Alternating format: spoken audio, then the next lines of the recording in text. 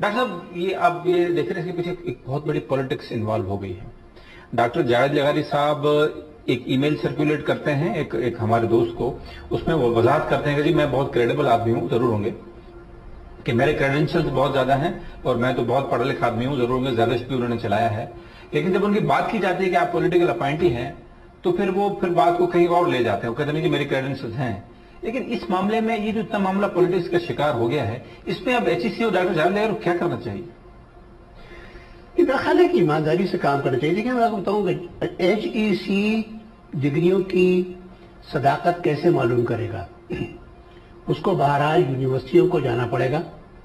یونیورسٹیوں کے پاس کہیں نہ کہیں بہت بیسک ریکارڈ پڑا ہوگا. وہ بیسک ریکارڈ جو ہے وہ ایسا ہوگا کہ جس کے اندر کہیں بعد میں ٹیمپرنگ اگر ہو بھی تو you can go down to the most basic level. میں خود کنٹرول آف ایگزامینیشنز رہ چکا ہوں قائد اعظم یونیورسٹی کا, اور ہمیں معلوم ہے کہ وہاں پہ جہاں پہ ایوارڈ لسٹ ہوتی ہیں, جہاں پہلی دفعہ آتی ہیں, وہ والی ایوارڈ لسٹ کے اوپر دستخط ہوتے ہیں اصل میں ایوارڈ دینے والوں کے. وہ ساری کے ساری بہت فنڈامنٹل بیسک پرائمری ریکارڈ ہوتا ہے. باقی تمام ریکارڈ اس سے آگے نکل کے بنایا جاتا ہے. Record the record the record. اگر بعد میں کہیں کسی جگہ پہ کوئی ٹیمپرنگ اگر ہو, ایک جگہ ریکارڈ نہیں ہوتا ہے, وہ 6 جگہ پہ ریکارڈ ہوتا ہے, کئی جگہوں پہ ریکارڈ ہوتا ہے. اور آپ کو یہ یونیورسٹی کا کام ہے کہ وہ نکال کے تلاش کر کے بتائے اور اپنی صداقت اس سے ملتی. ہوا یہ ہے کہ پچھلے سالوں میں مشرف کے زمانے میں جب یونیورسٹی گرانٹس کمیشن کو تبدیل کر کے ایچ ای سی بنایا گیا تو وہاں پہ ٹرف کی ایک قسم کی لڑائی ہوئی, کیونکہ ایجوکیشن کا بہت بڑا بجٹ ایچ ای سی نے لے لیا اپنے مختلف چیزوں کے لیے, جس کی وجہ سے ایچ ای سی جو تھا وہ ایک قسم کا منسٹری آف ایجوکیشن سے ٹکراؤ میں, اور ان سے زیادہ بجٹ ان کو ملا. 21.5 ارب روپے کا بجٹ پچھلے سال, 30 ارب روپے کا, 27 ارب روپے کا, 27 ارب روپے کا بجٹ, اور جس کے اوپر یہ ٹرف وار ہوتی رہی, کیونکہ پوری ایجوکیشن کا بجٹ جو تھا وہ 150 ارب تھا, جس میں 27 ارب جو تھے وہ ان کے تھے. تو اس کے اوپر معلوم یہ ہوا کہ انہوں نے کہا نہیں کہ نہیں, میں تو مشرف کو جواب دہ ہوں, آپ کو جواب دہ نہیں ہوں میں. یہ طور رحمان صاحب نے کہا, طور رحمان صاحب, اور یہ اس کی وجہ سے ان کے اختیارات وغیرہ بھی اس زمانے میں ڈیفائن ہوئے. اور وہ یہ کہتے ہیں کہ جی یونیورسٹیوں کی معاملات سنبھالنا میرا کام ہے, منسٹری آف ایجوکیشن کا کام نہیں. اب سے آپ 2 سال پہلے تک پوچھتے تو منسٹری آف ایجوکیشن والے بھی ایک بات یہ کہتے کہ جی وہ یونیورسٹی کے معاملات ہیں, ہم اس میں دخل نہیں دیتے, ہمارا انہوں نے اختیار لے لیا ہے واپس.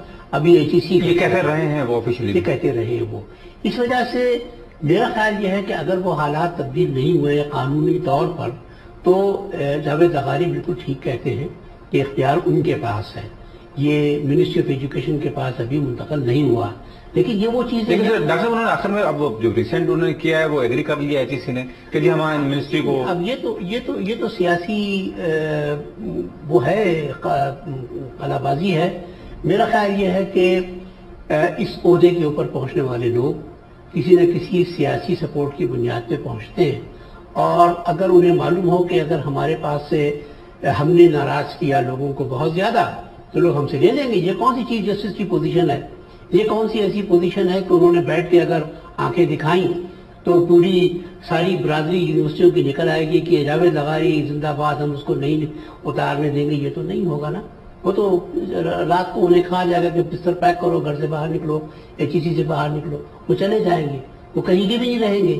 ضابط بھی چھوٹ گیا ان سے, تو وہ تو پھر سینیٹری بھی چلی گئی, سینیٹری بھی چلی گئی. اس وجہ سے ان کے ذہن میں یہ خیال ہوگا کہ میرے اختیار, میرے لیوریج جو ہے وہ بہت زیادہ نہیں ہے, میں اس حد تک جا کہیں پہ میں کہیں پرائم منسٹر سے کوئی ڈیل کر لوں, گورنمنٹ سے ڈیل کر لوں اور اپنی جان چھڑا لوں, معاملہ بن جائے. جہاں میں آگے نہیں بڑھ سکتا وہاں مجھے مان لینی چاہیے بات, اور بس آگے دیکھا جائے گا.